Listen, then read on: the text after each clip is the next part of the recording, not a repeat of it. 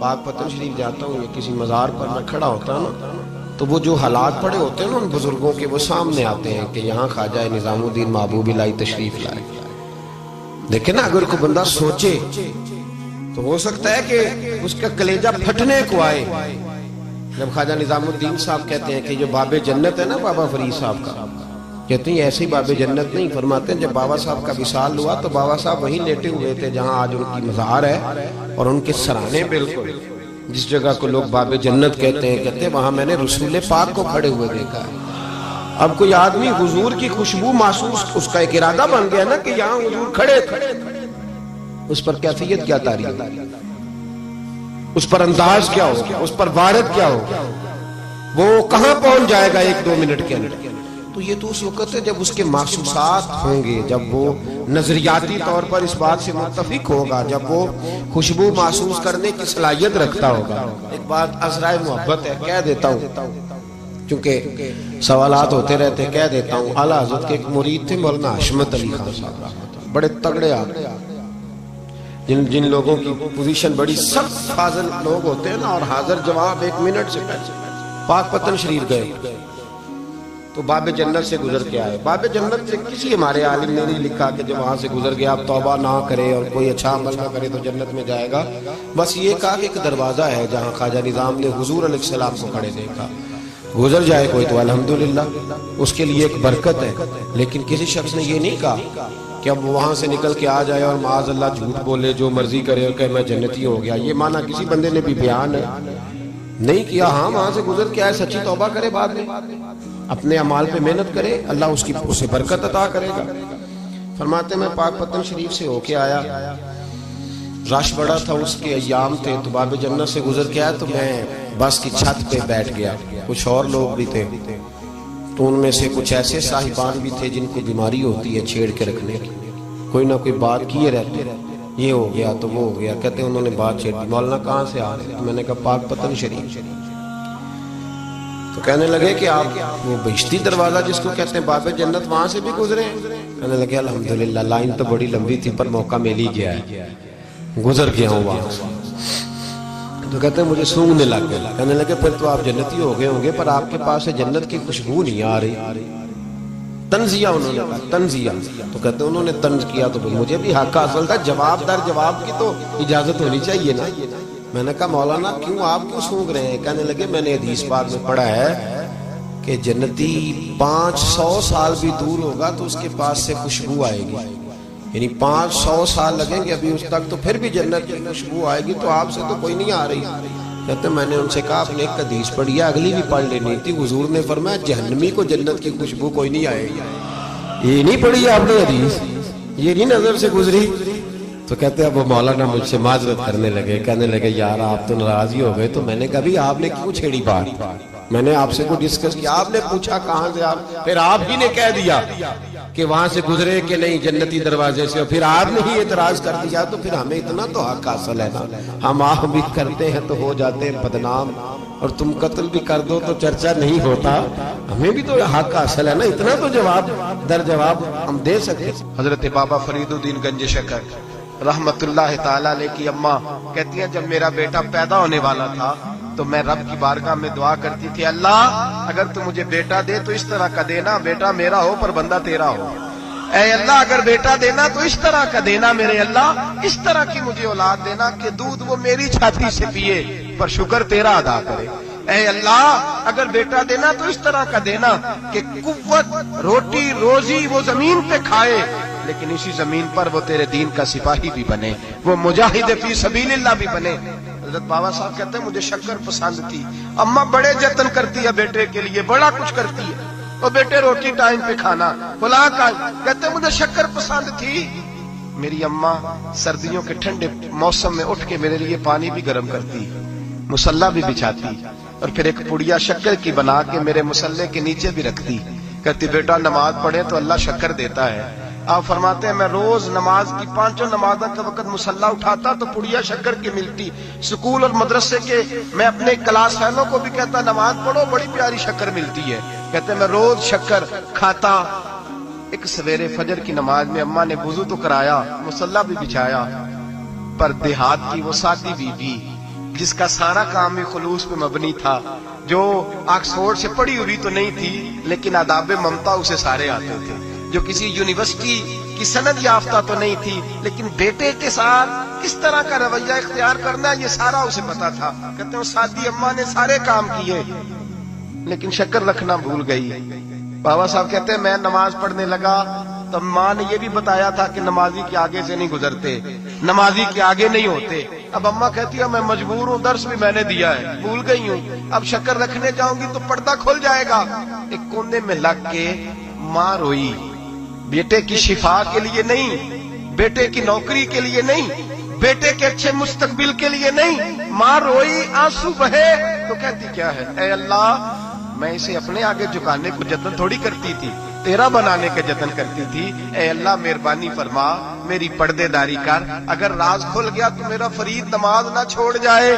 بابا صاحب کہتے ہیں اماں تڑپتی رہی اور میں نے نماز پڑھ کے مصلی اٹھایا، پہلے پڑیاں ہوتی تھی اب تو پورا دریا شکر کا بہ رہا ہے۔ فرماتے ہیں میں نے وہ اٹھائی، شکر کھائی اور میں نے چیخ کے کہا اماں جلدی آ، آج بڑی لذیذ ہے، آج شکر کوئی انوکھی ہے، اور آج تو کمال شکر دی ہے میرے اللہ نے، ایک پڑیا کی جگہ پورا دریا بہ رہا ہے۔ بابا صاحب رحمت اللہ علیہ فرماتے ہیں میری اماں آئی اور میری اماں نے بازو کھولے تو ماں کی ممتا ہی بتاتی ہے کہ اللہ کی رحمت کس طرح کی ہوتی ہے۔ کہتے ہیں میں نے اماں کے سینے سے لگا تو اماں رو کے کہنے لگی بیٹے پہلے میں شکر دیتی تھی، آج شکر بنانے والے نے شکر عطا فرمائی ہے۔ ساری زندگی پیشانی سے سجدے کا نور نہیں گیا، ساری زندگی وہ لذت عبادت نہیں گئی، اس لیے کہ استاد نے ڈنڈے سے نمازی نہیں بنایا تھا، اس لیے کہ پیر صاحب نے یہ کہہ کہ نمازی نہیں بنایا تھا کہ نماز پڑھو گے تو روٹی میں برکت ہو جائے گی، اس لیے کہ علامہ صاحب کا وہ بات سن کے ہم نمازی نہیں بنے تھے کہ اس نماز میں بتایا جاتا ہے کہ بیماریاں ختم ہو جائیں گی نماز پڑھنے سے۔ اماں نے رب سے جوڑنے کے لیے نمازی بنایا تھا۔ ساری زندگی بابا صاحب کہتے رہے اٹھ فریدا ستیا جھاڑو دے مسیح، چل ہن اٹھ فریدا ستیا جھاڑو دے مسیح، او تو ستا ہے رب جاگدا تیری ڈاڈے نال برید۔ ساری زندگی نماز کی ٹریننگ دینا، اپنے بچوں کو اپنے رب سے جوڑنا، اپنے بچوں کو اللہ کے ساتھ ان کا تعلق بنانا، ان کو رب والا بنانا، انہیں رسول پاک کا غلام بنانا، یہ ڈیوٹی ہے ماں باپ کی۔ ایک بہت بڑے محدث ہیں، اتنے بڑے محدث ہیں کہ میرے نبی کریم کی مسجد نبوی میں وہ حدیث کے استاد رہے، حضرت ربیعہ بن عبد الرحمن، نبی پاک کی مسجد نبوی میں حدیث کے استاد ہوئے، اور حضرت حسن بصری جو جناب علی کے شاگرد ہیں وہ بھی حضرت ربیعہ کے شاگرد ہوئے، حضرت امام مالک جو 70 سال تک مدینہ اور مکہ میں حدیث پڑھاتے رہے وہ بھی حضرت ربیعہ کے شاگرد ہیں۔ ان کے والد کا نام تھا عبد الرحمن فروغ۔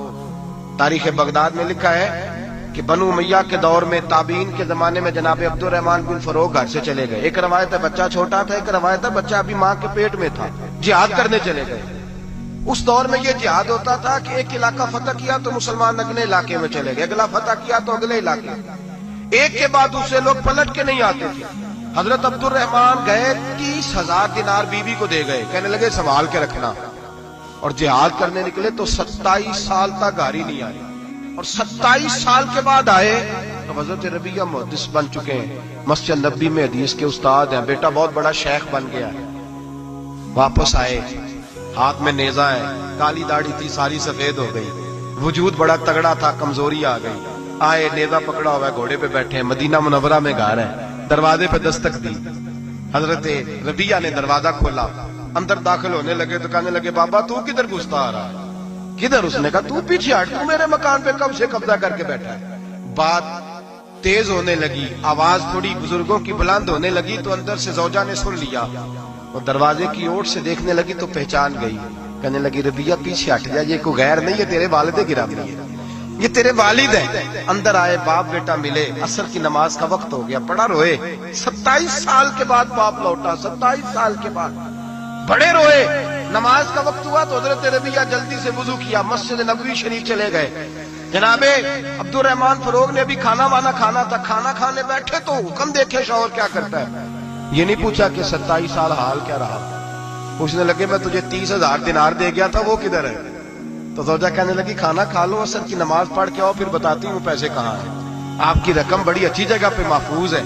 کہتے میں نماز پڑھنے مسجد گیا، عصر کی نماز کے بعد میرے نبی پاک کے منبر پر ایک نوجوان بیٹھا ہے، گھر میں تو ان کا انداز ٹوپی پہننے کا تھا نا، سادے عام لباس میں، مسجد نبی میں جبہ پہنا ہے، سر پہ امامہ ہے، خوبصورت لب و لہجے میں رسول اللہ کے ممبر پر بیٹھ کر، نبی پاک کے ممبر پر بیٹھ کر، پتہ نہیں آپ کو اس بات کی لذت نصیب ہو رہی ہے کہ نہیں، عام جگہ نہیں، نبی پاک کے حضور کے ممبر پر بیٹھ کر نبی پاک کی حدیثیں سنا رہے ہیں، اتنا بڑا مقدر۔ کہتے ہیں حضرت امام مالک جیسے لوگ، خواجہ حسن بصری جیسے لوگ کاغذ قلم لے کے حدیثوں کی سماعت کر رہے ہیں، ان سے درس لے رہے ہیں۔ جناب عبد الرحمان کہتے ہیں میری نظر اٹھی، کچھ بوڑھا ہو گیا تھا، کچھ اس وقت وہ ٹوپی میں سادے لباس میں تھے، پہچان نہ پایا۔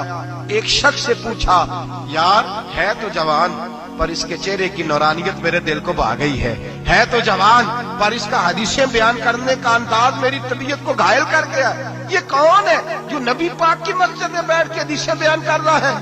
تو کہتے ہیں امام مالک کہنے لگے بابا جی چپ کر جاؤ، ہمارے استاد کے بارے میں اونچے لب و لہجے میں بات نہ کرنا، دیکھتے نہیں کتنے کتنے لوگ بیٹھے ہوئے خاموشی سے۔ تو میں نے کہا مجھے بھی تو بتا دو نا ہے کون؟ تو کہنے لگے کوئی عبد الرحمان فروغ نام کے بزرگ ہیں، یہ ان کے بیٹے ہیں، ربیہ نام ہے۔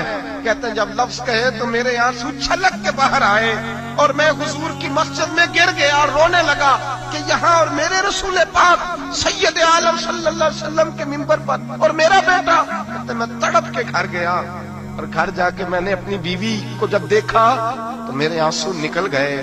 میری بیوی سمجھ گئی کہ یہ میرے محدث بیٹے کو دیکھ آیا ہے۔ کہتے ہیں بیوی رو کے کہنے لگی میں نے آپ کے 30,000 دینار آپ کے بیٹے کو مصطفیٰ کریم کی حدیث کا استاد بنانے میں خرچ کر دیے، میں نے وہ 30,000 دینار خرچ کر دیے، 30,000 دینار آپ کا بیٹا میں نے۔ تو کہتے ہیں میں اپنی بیوی کی طرف دیکھنے لگا، میں نے کہا قربان جاؤں، میں اگر اللہ کے دین کے رستے میں تھا تو نے میرے ساتھ نیکی کی ہے، میرا بیٹا بھی دین کے رستے پہ لگا دیا۔ میرے بھائی اللہ سے جوڑا، اللہ سے جوڑا۔ سب سے بڑا حوصلہ نا صوفیاء کا ہوتا ہے۔ صوفی بھی کہتے ہیں کہ مرشد ایک بنانا، چلو فیض جہاں سے بھی ملے گا اپنے پیر کا صدقہ ہی ملے گا۔ اس کی دلیل میرے اسا فرمایا کرتے تھے باپ ایک ہوتا ہے، چلو چاچے تو 15 بھی ہو سکتے ہیں لیکن والد، توجہ ہے میری بات پر؟ ایک بات آپ کو سنانی ہے، ذرا تھوڑی غور کریں، جو لوگ طریقت کے رستے کے مسافر ہیں نا ان کو ذرا جلدی سمجھ آئے گی اس بات۔ بابا فرید الدین گنج شکر رحمت اللہ تعالیٰ علیہ کے ایک مرید تھے حضرت جمال الدین ہانسوی۔ بابا صاحب کو مرید سے بڑا پیار ہو گیا، وہ ہانسا کے رہنے والے بابا صاحب پاک پتن کے، تو وہ بیچارے اکیلے بھائی تھے، والد بھی فوت ہو گیا تو ماں بوڑھی تھی۔ بابا صاحب نے ان سے کہا کہ تو پاک پتن آ جا، کہنے لگے حضور ماں نہیں اجازت دیتی، اگر آپ کہتے ہیں تو آ جاتا ہوں۔ تو بابا صاحب فرمانے لگے اگر نبی پاک نے اویس کرنی کو بلایا ہوتا تو میں بھی تجھے بلا لیتا، لیکن نبی کریم علیہ السلام نے انہیں نہیں بلایا تو لہذا میں تجھے بھی نہیں بلاتا۔ لیکن پیار بڑا تھا تو بابا صاحب کہنے لگے چل تو پاک پتن نہیں آتا تو میں تو تیرے گاؤں آ سکتا ہوں۔ 3 سال بابا جی مرید کی خاطر اس کے گاؤں میں چلے گئے۔ ان بھی پیٹ ٹول جاندے نے مرید کی خاطر، پر مرید بازاروں والا ہونا چاہیے، غریب ہو تو پھر انہوں نے راہ اوکھا لگتا ہے، پھر مشکل ہوتا ہے۔ چلے جاتے ہیں آپ بھی، چلے جاتے ہیں۔ ماڑا آئے تھے انہوں کہنے تو جمعراتی آئی سویرے 8 بجے، تو کدھر آ گئے؟ تگڑا آئے تھے انہوں کہتے ہیں تو بڑی لیٹ آیا، تو راتی خواب بھی آیا سویرے۔ خدا بندہ یہ تیرے سادہ دل بندے کدھر جائیں، شہنشاہی بھی عیاری ہے اور جو ہے وہ فقر بھی عیاری ہے، شہنشاہی بھی عیاری۔ میرے بھائی سنیں، بابا صاحب نا 3 سال مرید کے ہاں چلے گئے، 3 سال ہانسا میں آپ نے قیام فرمایا، 3 سال۔ والدہ تو ان کی جلدی انتقال کر گئے لیکن بابا صاحب وہیں رہ گئے تھے۔ وہ حضرت جمال الدین بڑے خوبصورت تھے، بڑے پیارے تھے، ویسے بھی ادائیں بڑی اچھی تھی ان کی، عالم فاضل تھے۔ حضرت خواجہ بہاؤالدین زکریا ملتانی ایک دفعہ پاک پتن آئے بابا فرید صاحب کو ملنے، تو انہیں جمال الدین ہانسوی پسند آ گئے۔ انہوں نے ملتان جا کے بابا فرید کو خط لکھا کہ میرے سارے مرید اور خلفاء لے لے پر اپنا جمال الدین مجھے دے دے۔ تو بابا صاحب نے جواب میں ایک کی جملہ کا اور بڑا شاندار کہا، کہنے لگے بہاؤالدین حد کرتے ہو، کبھی کسی نے اپنا جمال بھی کسی کو دیا ہے؟ یہ تو میرا جمال ہے، یہ بھی کبھی کسی نے کسی کو دیا ہے؟ اللہ اکبر۔ انہوں نے نا کوئی روحانی کشش ڈالی حضرت جمال الدین ہانسوی کے دل میں۔ تو بابا صاحب اسباق پڑھا رہے تھے شاگردوں کو، تو حضرت جمال الدین ہانسوی آ گئے، آ کے کہنے لگے حضور میں نے ملتان جانا ہے۔ بابا صاحب نے فرمایا کوئی کام ہے، کوئی مجبوری ہے، کوئی رشتہ داری ہے؟ سمجھ گئے بابا فرید صاحب کے معاملہ پیچھے سے گڑبڑ ہو گیا، کیا مسئلہ ہے؟ کہنے لگی حضور میں نے حضرت بہاؤالدین زکریا سے ملنا ہے۔ محبت میں شراکت داری نہیں قبول ہوتی نا، باقی معافیاں مل جاتی ہیں، شراکت داری کی کوئی معافی یہ تو نے کیوں کی؟ شریک تو نے کیسے بنا لے؟ ایک در پھڑیے تے محکم پھڑیے تے ایک دئی ہو کے مریے، یہ تو نے کیا کیا؟ فرمانے لگے اچھا بہاؤالدین زکریا سے ملنا ہے؟ کہا ہاں۔ پیار بڑا تھا بابا صاحب کا خواجہ بہاؤالدین زکریا سے، محبت بڑی تھی۔ فرمایا اچھا میں تیری خاطر یہاں آیا ہوں اور تو نے کوئی قدر ہی نہیں ڈالی، تو کہتے آگے جانا ہے، جا اب تو اسی کے پاس جائے گا۔ حضرت جمال الدین آنسوی کہتے ہیں میں نکل آیا پر سینے کا نور سارا رخصت ہو، نہ میں ملتان جا سکا اور نہ میں بابا صاحب کا رہ سکا، 3 سال ہو گئے معافیاں مانگتے۔ پر بابا صاحب نے فرمایا یار میں تیری خاطر بڑھاپے میں یہاں آیا اور تو نے سوچا ہی نہیں، تو نے قدر ہی نہیں ڈالی، تو نے یہ کیا کیا میرے ساتھ؟ ایک تاجر آیا کرتا تھا بابا فرید صاحب سے ملنے سال کے بعد، وہ آیا تو اس نے لوگوں سے پوچھا کہ وہ کدھر ہے؟ جمال الدین جس سے سلام لے کے بابا صاحب سے لوگ ملتے تھے، جو رستہ تھا بابا صاحب کی طرف جانے کا، کہا وہ تو روڑی کے ڈھیر پہ بیٹھے۔ وہ ملنے گئے اور جب جا کے ملے نا حضرت جمال الدین سے تو وہ رو پڑے۔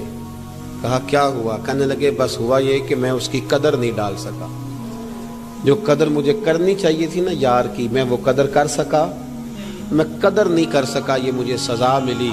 کہا ان سے کہنا معاف کر دے۔ وہ تاجر بڑا پیارا تھا، بابا صاحب رات کو پیر دبا رہا تھا، وہ تاجر بابا صاحب کے، اس کا خیال تھا لوگ سارے جائیں گے تو بات کروں گا، پیر دباتے دباتے ساری دنیا چلی گئی، وہ بیٹھا رہا۔ بابا صاحب بولے، فرمانے لگے جاتا کیوں نہیں؟ جمال الدین کی بات کرنی ہے، جمال الدین کا ذکر کرنا ہے، چل کر۔ میں کہا حضور اب دیکھا نہیں جاتا، مہربانی فرمائیں۔ فرمایا یار اس نے دیکھ میرے ساتھ کیا کیا ہے، میں علاقہ چھوڑ کے یہاں آیا اس کی خاطر، اور کہتا ہے میں نے آگے جانا ہے، اس نے توجہ ہی نہیں کی، اس نے میری محبت کو سمجھا ہی نہیں۔ فرمایا اسے کہنا میں اسے بھولا نہیں، میں روز اس کے لیے دعا کرتا ہوں، جا تو کہتا ہے تو اسے لے آ۔ حضرت جمال الدین ہانسوی جب آئے نا، اللہ والے پھر بھی سامنے والے پہ الزام نہیں ڈالتے، جب آئے نا تو کمزور ہو گئے تھے، وجود کمزور ہو گیا، آنکھیں باہر نکل آئیں، تو حضرت بابا صاحب انہیں دیکھ کے نا انہیں پھر بھی کچھ نہیں کہا، کہنے لگے فرید الدین، اپنے آپ کو ہی مخاطب کیا، فرید الدین یہ تو نے کیا کیا؟ کوئی اپنے جمال کا اس طرح کا حال بھی کرتا ہے؟ ان کو جب معافی ملی تو وہ رو پڑے، کہنے لگے حضور میرے لیے دعا کریں، اب میں رضا میں ہی پردہ کر جاؤں۔ ان کا انتقال ہوا اور بابا صاحب نے خود جنازہ پڑھایا۔ سنو بخاری شریف، سنو بخاری، صحیح بخاری، حضرت عمر فاروق رضی اللہ تعالیٰ عنہ فرماتے میں تورات پڑھ رہا تھا، نبی پاک علیہ السلام مسجد نبوی میں آئے تو میں تورات پڑھ رہا تھا، تورات۔ حضور نے آتے پوچھا عمر کیا کر رہے ہو؟